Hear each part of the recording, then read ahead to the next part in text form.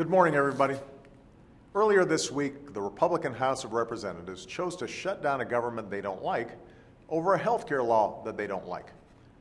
Now, I've talked a lot about the real-world consequences of this shutdown in recent days. The services disrupted, the benefits delayed, the public servants kicked off the job without pay.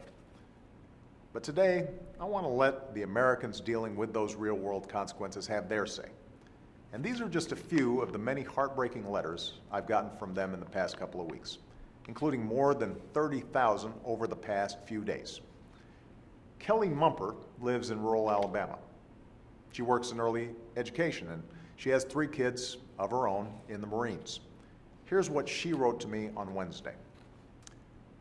Our Head Start agency was forced to stop providing services on October 1st for over 770 children, and 175 staff were furloughed. I'm extremely concerned for the welfare of these children. They're parents who work and who attend school. Where are they leaving their children? Is it a safe environment?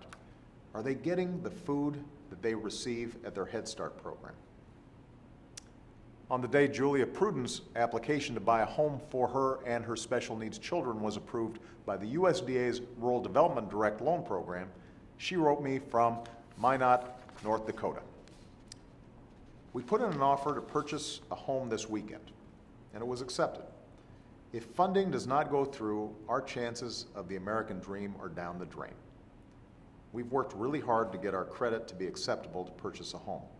If it weren't for the direct lending program provided by the USDA, we would not qualify to buy the home we found.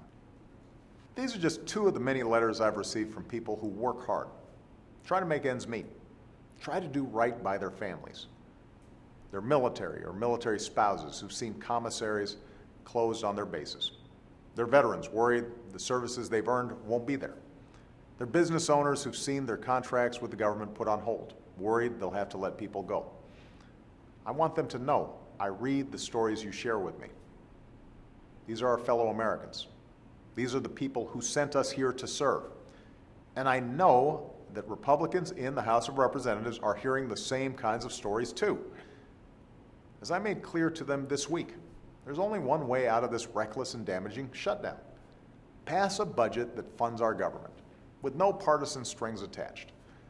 The Senate's already done this, and there are enough Republicans and Democratic votes in the House of Representatives willing to do the same and end this shutdown immediately.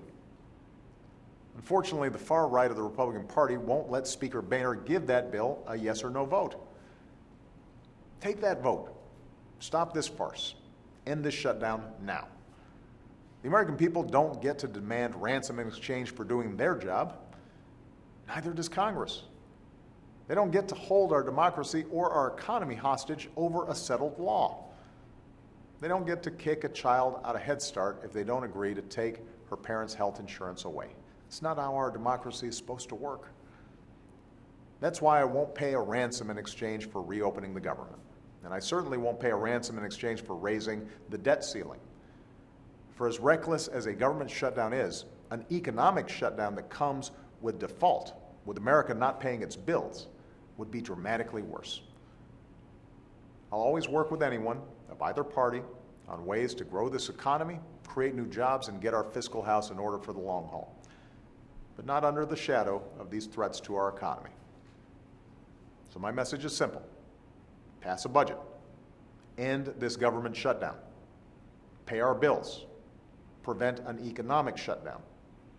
These Americans and millions of others are counting on Congress to do the right thing, and I will do everything I can to make sure that they do. Thanks.